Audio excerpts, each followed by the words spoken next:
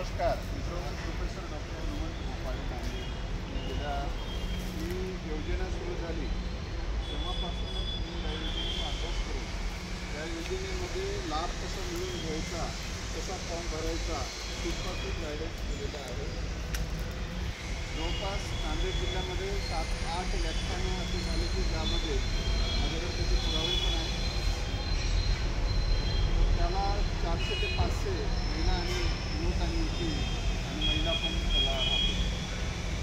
नांदेड जिल्ह्यामध्ये केंद्र झालेलं आहे. मोठ्या प्रमाणात लढा आम्ही सुरू केलेला आहे. कारण जोपर्यंत आपण